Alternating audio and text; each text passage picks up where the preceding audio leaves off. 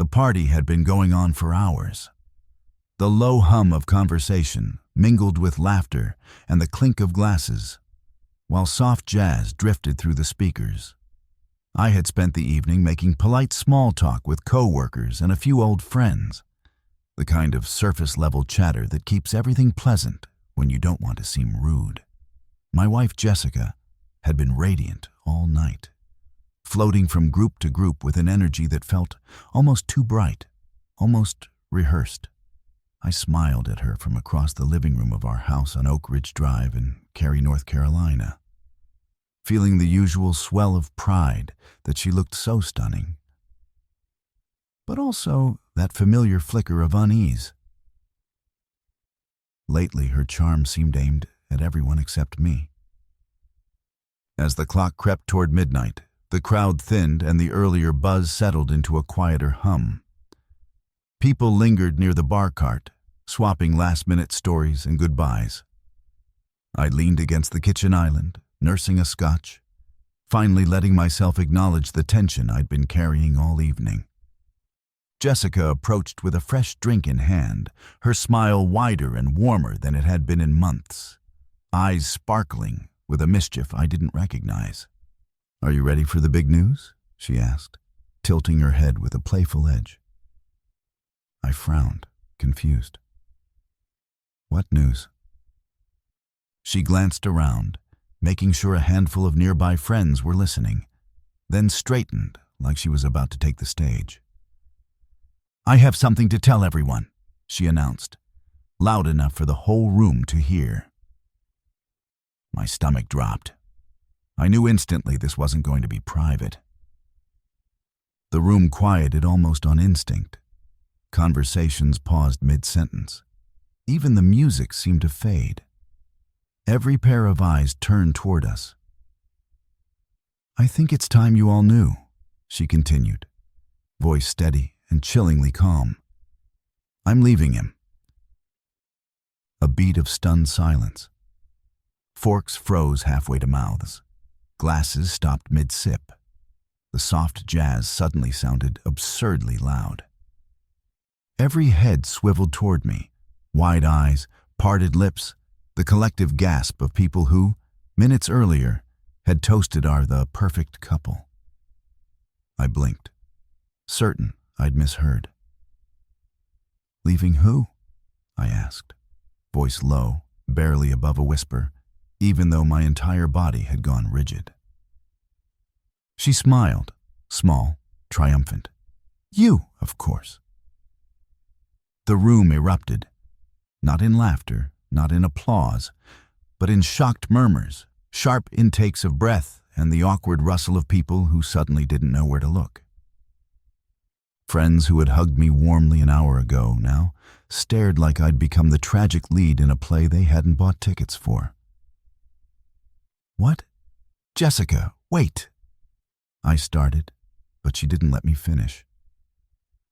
She took one deliberate step closer, heels clicking sharply on the hardwood like gunshots in the silence. "I can't do this anymore," she said, calm and rehearsed. "I've tried, really tried, but I need to live differently.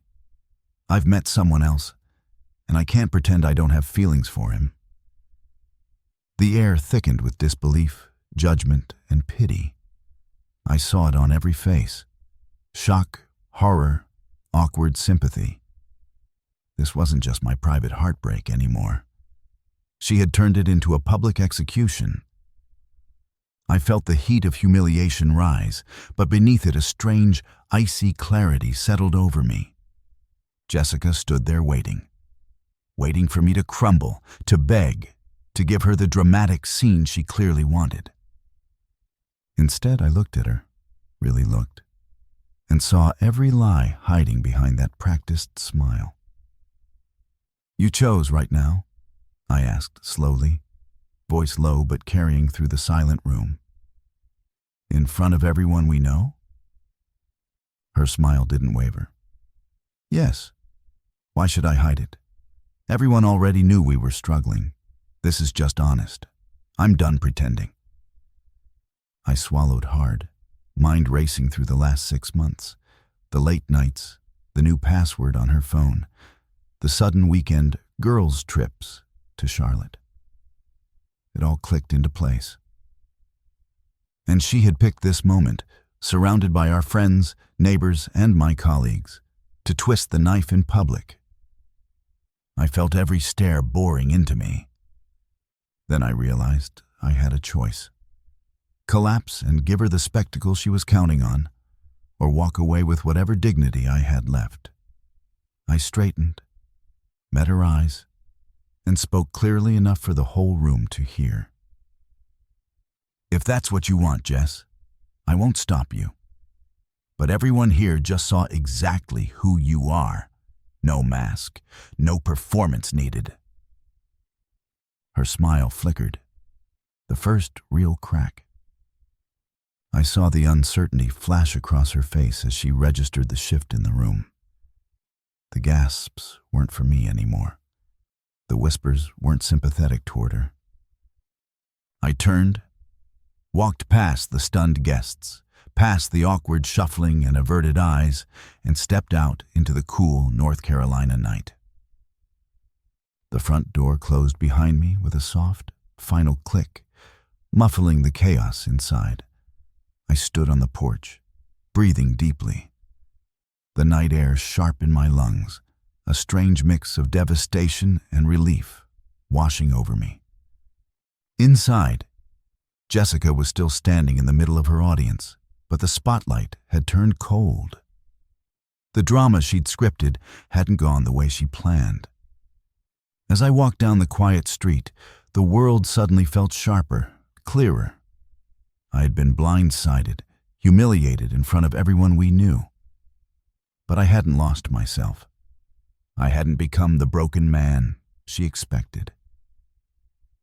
And in that moment, I understood something powerful. No public betrayal, no calculated spectacle could take away the truth I carried inside.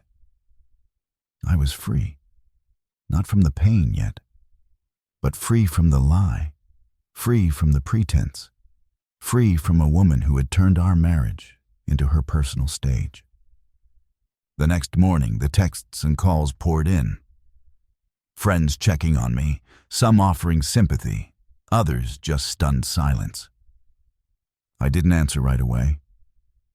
I sat on the back deck with coffee, replaying the night, and felt an unexpected calm settle in.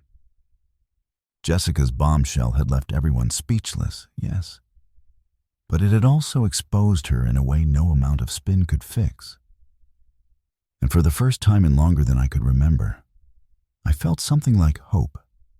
Hope for healing. Hope for moving forward. Hope that one day I'd find someone who could love me without turning our life into theater. The party was over. The guests would go home. But for me, a new chapter had just begun.